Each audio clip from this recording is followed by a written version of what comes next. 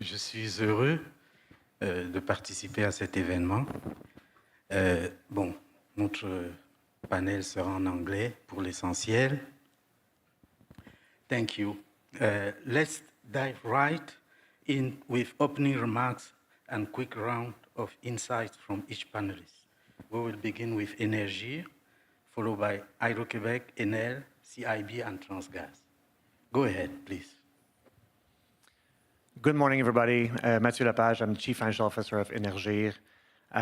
We are an energy company that strives to deliver an affordable, reliable, low-carbon footprint energy in a safely and efficiently way. We have short-term and long-term goals that are based with measurable objectives that we have a strategy behind it, backed it, to meet with them. More importantly, we are the main distributor of natural gas in Quebec and in Vermont. We are the main distributor of electricity in Vermont, and we are partner of many energy-related projects in Quebec. To put numbers in perspective, the gas we distribute in Quebec is the equivalent of 17,000 megawatt of electricity equivalent, which is 10 times the Romaine complex, and we represent about 40% of the peak consumption in Quebec. Bon matin tout le monde. I'm going to switch to English. So my name is Caroline Dewitt. I'm a Senior Director Business Development at Hydro-Québec. I'm going to refer in some of the questions you're going to ask, Innocent, to our Action Plan 2035, which is a plan for the next 10 years on how we're going to develop our production, energy efficiency. It's a very ambitious plan that we adopted 2 years ago. The theme of this panel is Balanced Energy Future, and this is the goal of our action plan, to which I'm going to refer many times. We are, of course, executing on that plan, but recently, in the past months, because of the unprecedented demand in energy, we also announced very ambitious trajectory in terms of energy efficiency. We're deploying a 10 billion energy efficiency plan to support our customers, residential, business customers, to make a better use of energy, which is really necessary if we want to be able to respond to the unprecedented demand we're going to face. Next. Yeah, please, go ahead. Hello, good morning, everybody. I'm Aurelio Oliveira, CEO of Enel Americas, part of Enel Group. It's a pleasure to be here. Just to tell you a little bit what is Enel in the world, Enel has 70 million of end users, of clients, of points of connections, and almost 90 gigawatts of installed capacity. 2/3 of these 90 gigawatts comes from renewable sources. In Latin America, my perimeter, we are talking about 25 million clients for distribution business in Brazil, Argentina, Colombia, Chile, and Peru. And we have almost 21 gigawatts of installed capacity in Latin America, with this, the same proportion of this worldwide capacity, installed capacity of Enel. Enel has a clear objective of to invest in renewable energy, renewable source, and to focus in the infrastructure of distribution business, especially increasing the quality of life of our customers. Please note that in Latin America, 2/3 of the energy come from renewable sources, and worldwide is the opposite, it's the different proportion. So we have a very interesting matrix in Latin America to energy addition, to complement the matrix, the global matrix of energy. Thank you very much. Next. Good morning, everyone. I guess I'm the token money guy on the stage. My name is John Casola. I am the Chief Investment Officer at the Canada Infrastructure Bank. For those of you who don't know the CIB, It is a federal crown corporation. We were seeded with $35 billion to help build infrastructure across the country. It's a very unique model.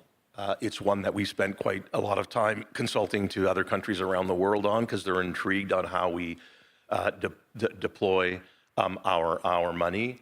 Essentially, the mandate of the bank is to be active in 5 key areas: public transit, trade and transportation, clean power, which is generation, storage, transmission, and green, which is a whole bunch of things, including low carbon fuels.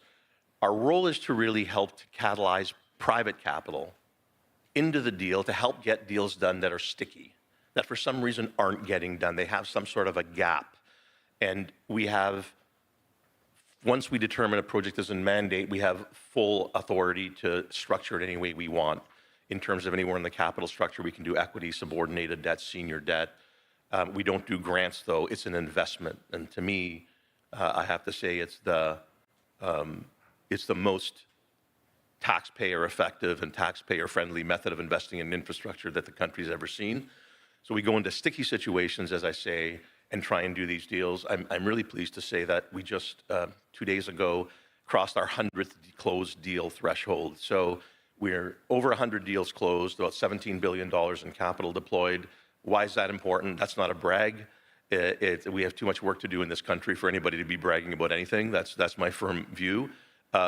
It's because we went into difficult situations with multi-stakeholder groups over 100 times and got a deal done. And so that's what we do and how we do it. Thank I'll you. leave it there. Next. You can proceed, please. Bună dimineața, haideți. Bună dimineața, întâi să mă prezint. Mă numesc Ion Sterian și sunt CEO-ul companiei Transgaz România. Transgaz e un grup industrial din care fac parte 5 companii. Operăm pe 2 țări, în România și în Republica Moldova.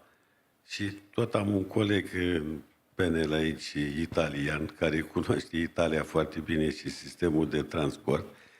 Suntem în primele 4 companii din Europa în ceea ce privește kilometri de gazoducte pe care transportăm gazele. Primul în Europa e Snam din Italia. Gazele pe care le transportăm asigură securitatea energetică a României și a țărilor din centrul, estul Europei și Balcani, fiind în același timp și cea mai mare companie de profil din centrul, estul Europei și Balcani. Vedeți dumneavoastră ce se întâmplă cu Ucraina, cu Rusia, cu războiul, cu gazoductele Nord Stream 1, Nord Stream 2, Turkey Stream 1, Turkey Stream 2. Infrastructura de transport gaze e una din rădăcinile principale la tot ce se întâmplă azi pe glob, în principal la focarele de război care sunt astăzi. Dacă e să discutăm în acest panel de partea de energie, într-adevăr, ce a afirmat și colega mea, consumul de energie e în creștere și va fi o creștere exponențială venind cu inteligența artificială, care va avea un consum de energie enorm. Toți ne luptăm cu reducerea efectelor climaterice. La Transgaz avem, cred că suntem singura companie din Europa care avem o strategie de decarbonizare a întregului sistem național de transport, dar în același timp țările membre ale Uniunii Europene au obligații foarte mari, printre care și România la loc de frunte, de captarea, transportul și stocarea carbonului. Din păcate, în Uniunea Europeană, legislația n-a ajuns să fie așa de avansată cum este în Canada. Și am venit anul trecut, am participat la conferința pe decarbonizare de la Edmonton în toamna trecută, unde m-am întâlnit cu omologii mei de la companiile de profil din Canada și am rămas uimit la progresul pe care îl aveți canadienii în acest domeniu. Am rugat, am preluat legislația și am mers cu propuneri către Autoritatea de Reglementare din România și către Ministerul Energiei, responsabil ca în fiecare țară cu strategie energetică de a fi transpuse în legislație. Okay. You have addressed many of the questions we are going to look at in the next segment. The first topic we want to address is optimizing the energy mix. Let's explore how we can optimize our energy mix for resilience. Hydro-Québec, kicking us off, what strategy are your organization implementing to ensure a balanced and resilient energy transition? Okay, so I'm breaking the ice here. So I would, as I was saying, I'm going to refer a lot to our action plan, 2035, 5 priorities. I'm going to talk about 2 priorities because I think those 2 are the answer to your question about how we're going to respond to the demand. The first of the 2 levers, as I was saying earlier, is really energy efficiency. We have a very ambitious goal to help our customers to make a better use of energy. That's residential customer, business customers, because we believe this is the cheapest option. It's actually 3 times cheaper to reduce your consumption of energy versus building a new hydro plant. I'm going to talk about the production in a second. And we have an objective to double the energy saving of our customers. It's approximately 3,500 megawatts. It's a third of the production we're planning to deploy over the next 10 years. And we're doing this with incentives, of course, but specifically for our business customers, because I'm also in charge of managing relationships with industrial customers at Hydro-Québec. I think, and my colleague here, Ian, referred to all the geopolitical turbulences we're facing at the time. Actually, I think with energy efficiency, not only do you help respond to increasing demand by saving megawatt, but you're also supporting the competitiveness of your business because you're saving on your energy invoice every month. And this is a continuous saving on which you can capitalize, free up cash flow to invest into capital growth. So that's the first lever, and we have a very strong conviction. And every time I talk to one of my clients, I bring energy efficiency. I think, Mathieu from Énergir, you have a lot of learnings because Énergir has been developing a lot of innovative programs in the past 20 years. And the second lever I'm going to bring up is, of course, deploying more production. We are, of course, Hydro-Québec. By our name, everybody knows Hydro-Québec because of the hydro dams we've been building in the past years. But we have also a very aggressive plan to deploy wind energy, about 10,000 megawatts over the next 10 years, which is approximately a third of our current production. So that's pretty ambitious. And we also announced recently our solar plan. So we're aiming also to deploy about 3,000 megawatts of solar energy over the next 10 years. And of course, we also are building partnership with government on the east and the west, and more recently, the agreement with the Newfoundland Labrador agreement that we're still pursuing at the moment. Thank you so much. Energy. What role can gaseous energy play in the energy transition, and how can the complementarity between different energy sources ensure resilience? Yes, absolutely. Thank you for that question. As Karen said, energy efficiency, absolutely first and foremost. Energy has been a pioneer in energy efficiency for a while. It's the cheapest and cleanest way of a form of energy. However, we cannot reduce energy to zero. Energy is the engine of our civilization. Everything goes through that. And we just need to find the way to use the best form of energy at the right time, at the right place. And that's why Énergir, being a natural gas distributor, has to profoundly change its business model. We've looked at the energy system as a whole, and we've understood that one energy cannot make it all. Energy on its gaseous form is best for peak, it's best for seasonal storage, it's best for reliability and sustainability. And that's what we are thinking of when we look at our usage of natural gas in Quebec. Where does it make sense to be? And when does it make sense to be there? And so we really need to reduce our usage of natural gas when it's not the usage I just mentioned. And we entered into a very innovative partnership with Hydro-Québec, where we combine our two systems to deliver the right energy at the right place, at the right time, the most affordable way. It's called the Dual Energy Program. And in a nutshell, what it brings is we are subsidizing natural gas customers to install heat pump and renew or bring their gas equipment still on. And when the temperature reaches a certain point, it's switched to natural gas. When it's above a certain point, it's running on electricity. And it's running on electricity most of the time. And that's what's important, is natural gas comes in when it's the right time to use natural gas.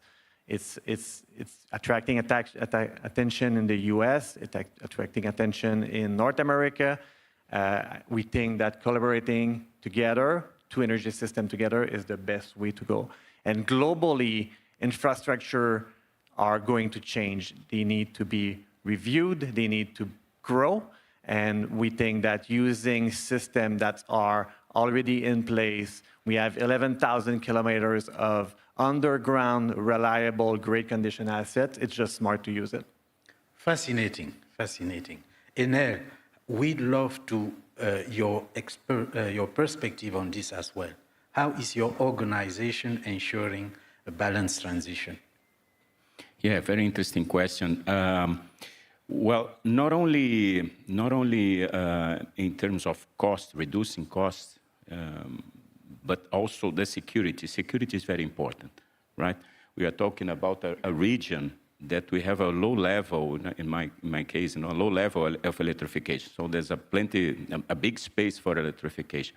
Our consumption is 20% what your consumption here, for example. So, I mean, there's plenty room for this. And we are changing a little bit this concept of energy transition to energy addition. I mean, reliability, especially for data centers, for example, and the intense consumption of energy. It's very important to give reliability for the grids.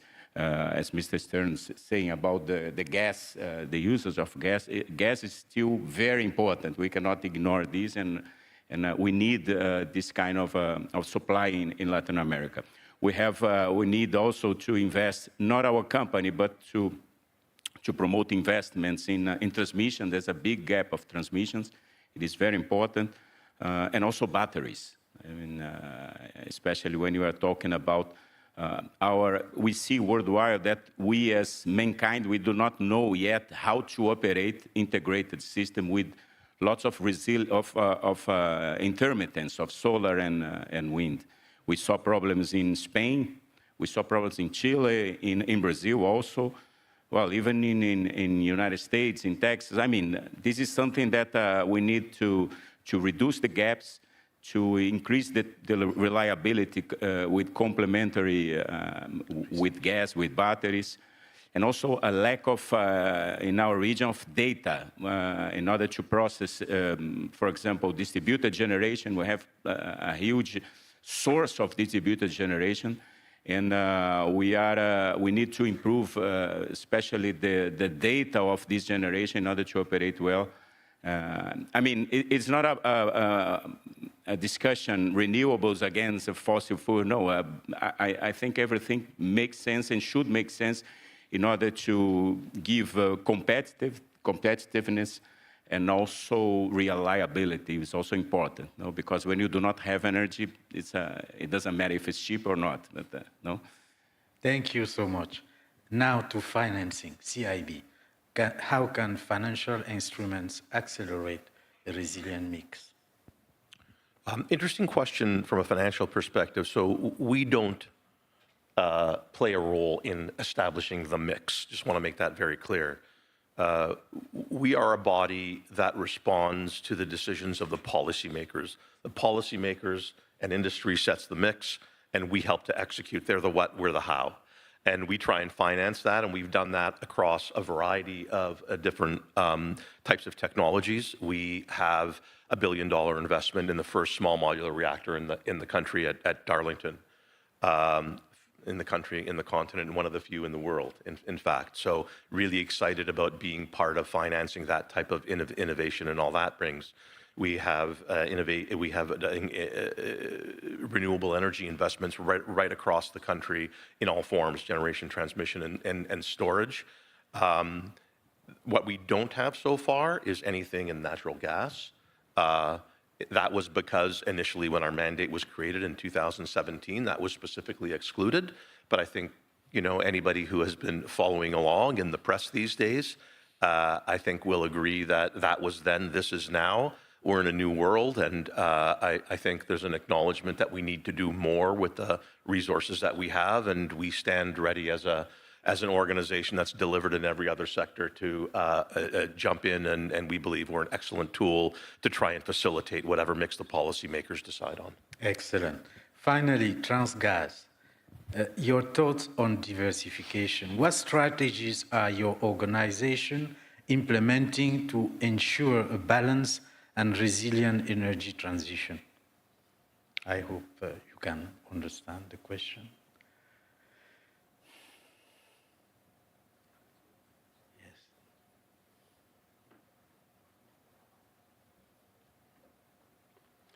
Da, am înțeles întrebarea perfect, dar să reluăm ce am pornit de la mixul energetic.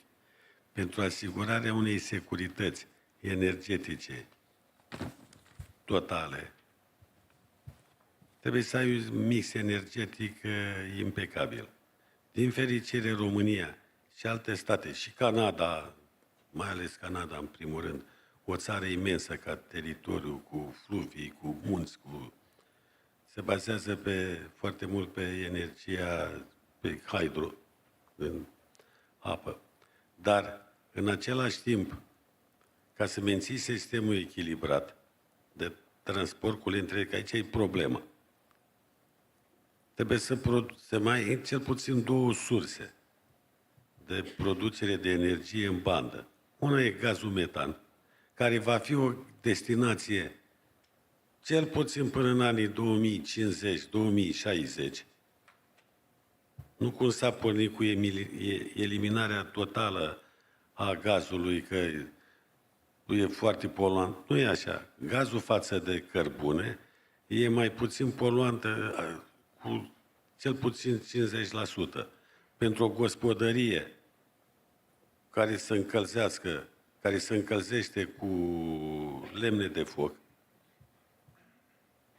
cu cărbuni, emite circa 4 tone de bioxid de carbon. O gospodărie, o unitate locativă încălzită cu gaz, reducerea e de 50%, practic cam 2 tone de bioxid de carbon pe an. În afară de ce am spus, m-am afirmat mai înainte, energia hidro, energia pe gaz, e și energia nucleară. Astea trei surse sunt obligatorii pentru orice stat care e cu o industrie puternică sau cum se pune problema acum de reindustrializare a Europei, și sunt programele Comisiei Europene foarte importante, cu sume foarte mari alocate. Trebuie să ai regenerabilele, vin partea complementară, care nu poți din regenerabile din vânt sau din solar să asigure echilibrarea unui sistem național de transport, național, regional, cum suntem noi în Europa, toate statele membre ale Uniunii Europene și cele non-UE sunt interconectate și se echilibrează între ele. Când e vorba să se echilibreze în România sau în Republica Moldova, vine Spania și începe cu echilibrarea sau Germania. Și invers, că nimeni nu mai dorește să se întâmple ce s-a întâmplat circa acum o lună cu blackout-ul din Spania, Portugalia și parțial Spania. Dacă, într-adevăr, investițiile în centrale electrice pe gaz trebuie să fie prietenoase cu mediul. Și asta încercăm să facem cu toții, inclusiv bancherii când alocă sumele de bani aferente, sunt cu condițiile de mediu pe care trebuie să le îndeplinești. Dar Iezul va fi o destinație cel puțin, încă o dată repet, până în anii 2050-2060. Thank you. Thank you very much. The insight from our panelists highlight the importance of diversification. Now, moving to the second theme of the panel, which is innovation and efficiency, let's explore how innovation and efficiency can further enhance this balanced approach. Energy, let's start with you. What are new, innovative, and ambitious ideas Energy is contemplating to strengthen energy system resilience? It's interesting. It's actually not that innovative that we're doing, but the way we're doing it is innovative. It's in Vermont. Climate change is creating disruptions to the electric system that Hydro-Québec can talk about a lot more than I do, but we have an electric system that's overhead. We have poles that are standing, and with climate change are sustaining strong winds and weather conditions that were not just there 20, 30 years ago. In the last 18 months, our subsidiary in Vermont has sustained the 3 worst weather events in company history.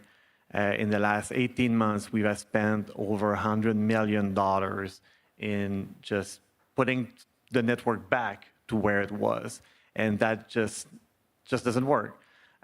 So what's innovative that the company is doing is bringing 3 technology that works today, but bringing them together to create a more resilient network. And we're talking about undergrounding, we're talking about overhead storm hardening, and we're talking about residential batteries. So where is the most cost efficient to do resiliency? We're undergrounding where it makes sense to do it. We're storm hardening when it makes sense to do it. And when it's the best cost efficient way is putting a battery in the house, we will do. The world has changed. People are working from home, so resiliency is key. Medical devices are going to home, and so resiliency is key. The life of people depend on energy and depend on energy to being there all the time. 2 days outages is not sustainable anymore, and that's why our subsidiary in Vermont is really investing in doing this resiliency work, and we hope we can show the world that it can be done. That's impressive. Thank you. Hydro-Québec, what are the most promising innovations to enhance energy efficiency? So I'm going to get to your question in 1 second, but I want to state for the record and building a bit on your point, Mathieu, energy efficiency today doesn't require like magical innovation. Like we have all the technology to achieve like the full potential for the next 5 years. So innovation, yes, on the long term, but on the short term, I think the issue is more about financial, I'm looking at you, John, cultural, operational barriers. And just to make a point, maybe you may have picked it from my accent, but I'm actually French from the other side of the ocean. And my husband is from Quebec. And at home, it's a consistent fight about switching off light when we don't need it. And Jan referred to it, but like when I go back to France to see my parents in the winter, it's like 17 degrees on average in the house. You may go to Europe sometimes. Here it's a bit different because energy is affordable. So there is very little incentive actually, and the ROI for businesses to change their operation, it could be on the very long term. And so that's where we actually need to be innovative in the financial instrument we offer to businesses to make energy efficiency an attractive thing to do. But to get to your question, Innocence, I think there are three main innovations that I think are worth mentioning. One is, of course, everything that relates to automation, advanced analytics, AI, and recently I was referring to the 10 billion plan we announced just a few weeks back. Actually, for our residential customers, we are offering connected thermostats at $0, just to give that proper financial incentive for people to install thermostat that we can control when we have peaks, and that avoids Hydro-Québec to import energy from outside of Quebec, where the mix is a bit less clean. The second innovation is everything that relates to industrial processes. So that includes, for instance, high-efficiency furnaces. I think, Mathieu, you mentioned heat pumps. Heat pumps, residential customers, I think we don't need to prove that. But on the industrial side, we still need to see more innovation, especially for high-temperature processes. And then finally, everything that relates to waste heat recovery, and we have actually a collaboration with Énergir here to invest into innovative projects that help prove and lower the risk of that of specific technology for heat waste recovery. Thank you for the insights. Very informative. Next is Enel, I think. Please, how does innovation shape your strategy? Yeah, thank you. Just direct to the point, we are in the main cities of Latin America, and huge mega cities in Rio, Santiago, São Paulo, Buenos Aires, Bogotá, and 80% of the people lives in these mega cities in Latin America. So for us, it's very important to remotely operate the grids, right? Reduce the quantity of people circulating the cities. I mean, we are investing a lot on this. It is being difficult because not in each country the regulation recognize all investments on this kind of automation. So this is a challenge, a regulatory challenge. But we are focused on that in order to improve the quality of life of cities and reduce the quantity of people. Other issue that is very important, affecting us a lot, is the extreme climate events that we are seeing in our region. It's after 2023, the world changed in our perception. I mean, we are seeing more and more this kind of extreme events, and it's being difficult. And what we are doing is predicting vegetation because all our grids, the major part of our grids, they are not underground grids. So this is something that we are investing a lot. On the generation side, we are investing to reduce the exposure to curtailments of the grids. The problem is the same everywhere, but we are trying to remote and to predict these extreme climate events, the effects of curtailment that we are suffering in the grids. Basically, Excellent. Just to mention a few. Excellent. Very interesting initiatives. Now moving to CIB. Can you hint us about the role what role do innovative financing model play in supporting energy efficiency and renewable projects? Thank you. Yeah, for us, innovation is a hallmark of who we are and what we do, full stop. Every deal we do is highly structured, and it's highly structured and very much bespoke to solve a specific problem. So the first question on everything we do is, what are we solving for? We don't like to create a lot of one-size-fits-all products because one size rarely does fit all, at least doesn't fit very well, as we know. And so we have really tried hard to be focused on what problem we're trying to solve. When we're involved in a deal, I mentioned in my opening remarks about sticky deals, things that we're trying to solve for, 3 basic situations that we solve for. One is affordability, where the revenues just don't pay for the capex of the project. And a great example of that is we've been heavily involved in advisory on a hydrofiber line between Manitoba, bringing clean power to Nunavut, which has been under discussion. It's called Kivalliq. It's been under discussion for many, many years. The challenge in that, as you might imagine, is there aren't enough ratepayers in Nunavut to actually pay for the capex to get it from Manitoba up there, and yet extremely important for reliability, get clean, reliable energy to the citizens of Nunavut. So we try to bridge that gap. The second thing that we'll do is de-risk a project. When we're de-risking a project, it's oftentimes there's ramp-up risk, there's commodity pricing risk, there's all sorts of risks that traditional capital won't come to too early until you build it out and prove your revenue base. We will take that risk. We are created to take risks that the market will not take. And the third one is, and that's the kind of thing we do all the time. The third one is just what we call affordability risk. We're working with Hydro-Québec right now, very serious discussions on the massive procurement that is in the works and going to come for an enormous amount of power. Many of us heard the CEO of National Bank yesterday say that Michael Sabia said, we just don't have enough power to power all the industry and all the growth we're talking about. That's easy, though, you think. Well, why would we be involved in that? They give contracts out to developers. Developers build these things, and then all of you who are from Quebec pay for it. That's the challenge. There's only so much ratepayer shock that we can take across the country, and Quebec actually is in the fortuitous position of being in one of the lower cost jurisdictions in the country. But when you go out to Saskatchewan and Alberta and Nova Scotia and New Brunswick, it's a lot uglier.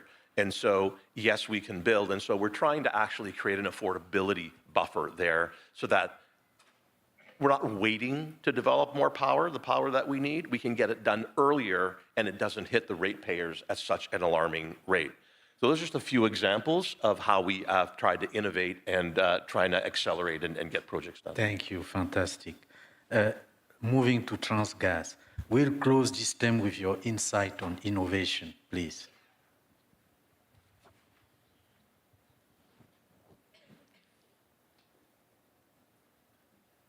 Any insight on innovation to share? Deci, reducerea consumului de energie electrică și creșterea eficienței energetice preocupă aproape toate statele și autoritățile și populația în general de pe toate continentele. De exemplu, în România, pentru stimularea populației, în primul rând, a dezvoltatorilor imobiliari, a consumatorilor de energie electrică din industrie. Sunt măsuri guvernamentale, cum bănuiesc sunt și în alte state, cel puțin din Uniunea Europeană, dar nu numai, și la dumneavoastră în Canada și în toate Americile și de nord și de sud și centrală, de stimularea populației, de a eficientiza energetic locuințele, în primul rând. Și asta se vede cu un consum global al energiei mai mic, prin creșterea eficienței energetice. Același lucru și la Transgas, la mine, la companie.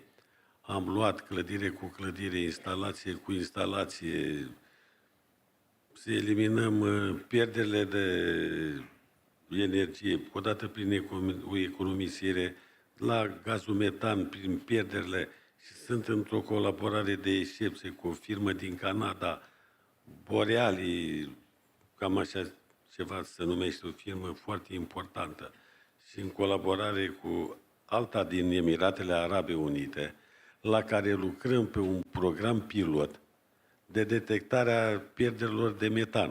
Și asta, mai ales că colegul meu din panel te ocupi cu distribuția de gaze în Quebec, ar fi bine să, cum am stabilit înainte de a intra în panel, să avem întâlnirea pe care ne-am programat-o, să discutăm și de a întări colaborarea pe acest subiect.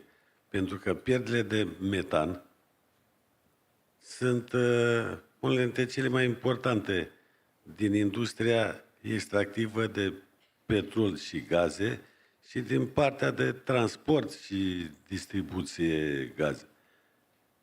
Să elimine prin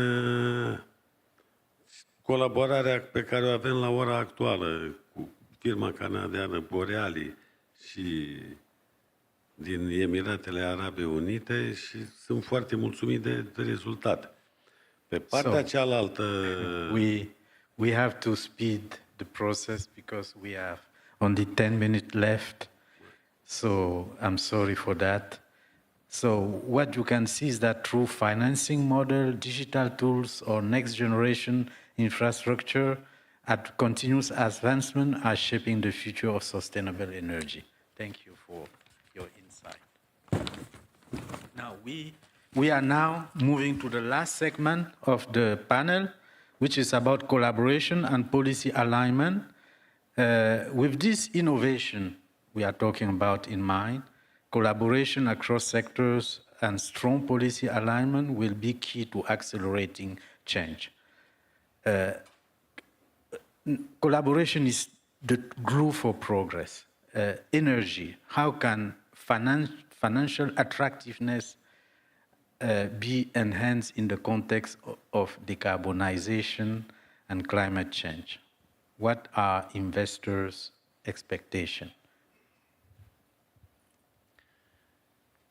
Investor expectations are making sure that the balance of risk and return is always in compliance, right? And so that's why when policies are being made, it's important to be consistent across the board. And so important that if policies is made about certain goals, that the financing be in place to make sure this balance of risk return is there and available. And you're absolutely right, John, like no one size fits all at all, right? So we really need those policies to be consistent across the board and having the tools and mechanism in place for the utilities of this world to be able to use them and provide them to make it affordable for customers. Excellent. Please try to stick with 1 to 2 minutes in your answer because of the time limit. So Hydro-Québec, how can government, businesses, investors and researchers collaborate to align economic and environmental goals? So there are many different ways, but I'm going to just give an example of one that I think is probably the best to get to a practical result, which is to pilot innovation. Jan, you referred to a few pilots. We have one, for instance, with the University of Concordia and Énergir to do energy loops that connect 30 buildings in the middle of the city. So for that, you need collaboration with like the municipal authorities, the government. You need to have technical expertise, financial expertise, a lot of different stakeholders to make that project a success. So I think that's the best way actually to have that collaboration is to try, do it together, just based on the recognition of the principle that the sum of all the expertise is actually more than the whole of all of those expertises put together. Excellent. Enel, your take on partnerships, please. Yeah, investors, they do not like surprises, right? They want to, they do not like volatility and this kind of thing. So to collaborate and to have a planning higher than the politics and the long-term planning and taking care about this kind of subsidies that sometimes stay permanent in the tariffs, and then you have a surprise sometimes. So I think this kind of collaboration, think the sector in the long term, and also consider, is very important, is consider the voice of the clients, of the people. Because, you know, we came from an industry 50 years ago, we did not take care of this into consideration, but right now it's impossible to do anything without considering the voice of the clients. Thank you so much for that insight. Moving to CIB, how can investment bank better partner with industry and government for sustainable growth? This may be redundant to you, but we want your insight. Yeah, look, I mean, it's just a simple fact of life these days. Nothing gets done without collaboration, and that's just a fact. You can either accept that or find something else to do. Frankly, I hate to be crude about it. I talked earlier about us having over 100 deals done. I have a list on my desk a lot longer than that aren't getting done because of the lack of collaboration. People think they can go it alone, don't recognize the value that partners can bring, are intent on, even if they think they want to collaborate, intent on doing it. Collaboration to some people means you can join me in doing things the way I've always done them. That's not real collaboration. And so I think, just on this stage, working with Énergir on something, working with Hydro-Québec, two very different projects, two very different types of problems they're trying to solve. But I think bringing that innovation and that acknowledgement of what needs to be done and who needs to be involved and just getting on with it is the best that we can do. Capital, you heard it from my colleagues here, capital doesn't like surprises, they don't like suspense, they don't like any of that. They like to know where it's calm, predictable, sustainable, and those are the conditions that we need to create for them in order to attract them to get these very important projects done. Excellent. For now, moving to Transgas, wrapping up this term with your perspective, please. Can you conclude this term with your own view on partnership and collaboration in energy, shaping the future of the energy? Păi, vedeți, suntem prezenți aici, peste 500-600 de invitați, participanți la această foarte mare, importantă conferință la nivel mondial, unde deja noi, de când ne-am văzut, am început să stabilim punți de comunicare în vederea unei colaborări viitoare, în ceea ce privește experiența proprie, în ceea ce privește cercetarea. De exemplu, la compania pe care o conduc, la Transgaz, am un departament foarte important de cercetare. Am achiziționat în ultimul timp, în ultima lună de zile, cea mai importantă companie cu istorie de peste 70 de ani de zile, de cercetare și proiectare în domeniul industriei de petrol și gaze, care a cercetat și proiectat pe toate meridianele globului.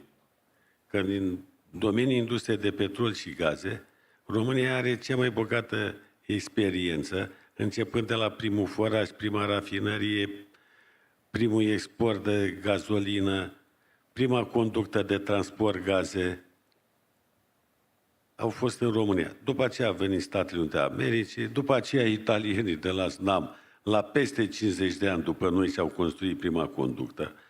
De exemplu, la Transgaz, prima conductă din lume care s-a construit de transport gaze a fost acum 115 ani. Avem o universitate de prestigiu cu care avem o colaborare de excepție, unde eu, fiind absolventul acestei universități, actualmente, fiind într-o relație de excepție cu conducerea universității, unde e și baza de recrutare a resursei umane, atât pe cercetare, proiectare, partea de activitate. We are close to the end. I am sorry to cut. Din păcate, văd că expiră timpul aici. I will give 1 minute to everyone to wrap up the panel with their final thoughts. So let us start from Énergir. 30 seconds to 1 minute, please. Collaboration is key.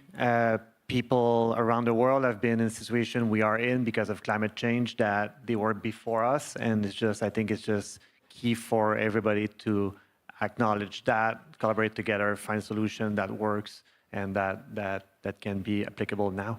Thanks. Then Hydro-Québec, please. It's going to be very short, but I would say unprecedented.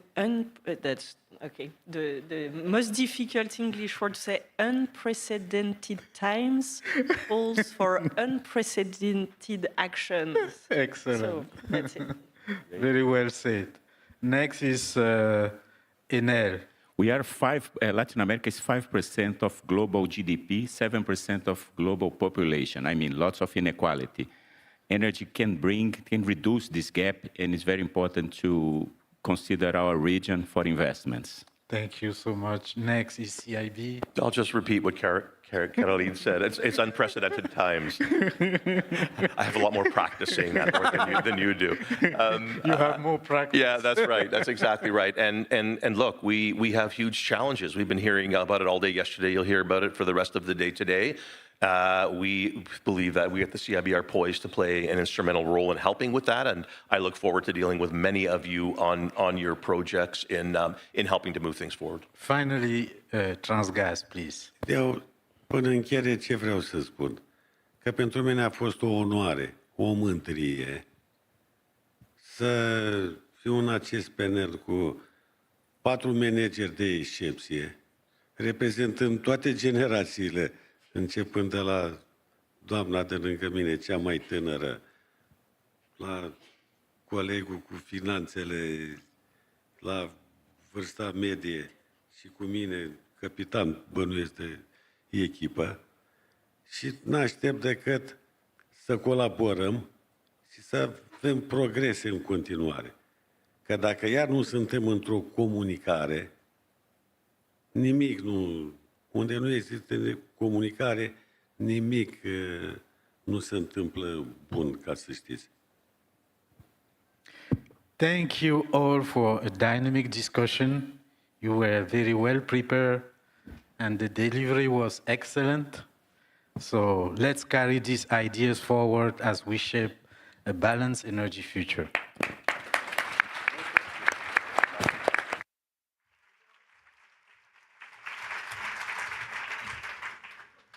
Well, thank you for that dynamic and, in some ways, unprecedented conversation. An absolute delight to be able to listen in today. Merci à notre modérateur et à nos invités. Et pour conclure le panel, je vous présente Ali Amadé, associé et chef national du groupe Batterie et stockage d'Énergie Canada avec Dentons.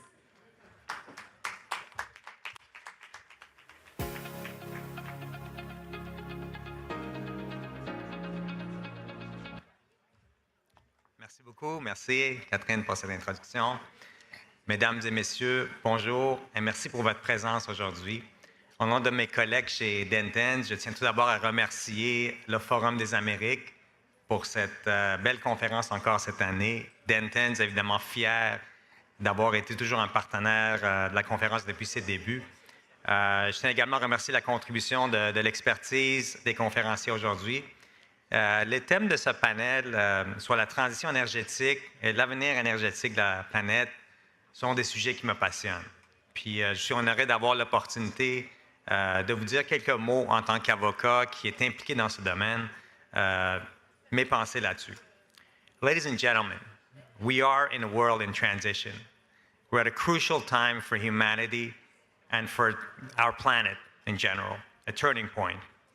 Why do I say that? Well, first of all, we're in an era of transition at the geopolitical level. New powers are emerging, new alliances are taking shape, existing alliances are breaking up. So that's definitely a challenge of the status quo. The world economy is also seeing significant shifts. All these liberal and free trade policies that we so long took for granted are being challenged. There's a move towards protectionism, tariffs, and the like. Technologies are also in transition. You know, the AI revolution is a good example. And of course, energy transition is a reality. We're moving towards cleaner sources of energy, but also developing new novel technologies. At the same time, we are also in desperate need of energy security. The world population is rising. All these technologies require, energy, for example, data centers, high-performance computing that backs all the data that we have on our phones, your viral TikTok sensations. They need basically these platforms that are backed by energy in a way, right? So how do we make sure we have enough energy to feed all of this at the same time as keeping it sustainable and realistic? So I think what the approach I prefer is one that's pragmatic. We need to help feed our ambitions, but we also need to be realistic and pragmatic. The strategy on energy transition needs to be sustainable both environmentally but also economically. So we need to be realistic, accept that energy transition is not going to be done overnight, we're not going to see fossil fuels disappear tomorrow. That's not the case, and it will be done at a different pace in different parts of the world. We can't look at it through the eyes of us here in Canada.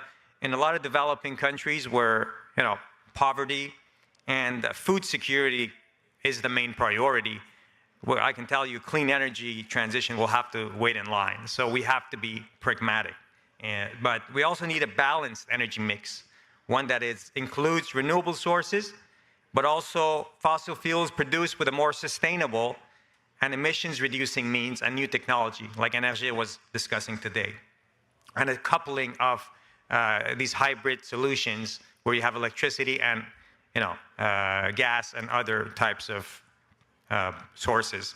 So not only do we need to be pragmatic, but we also need to be have a long-term plan and vision of the future.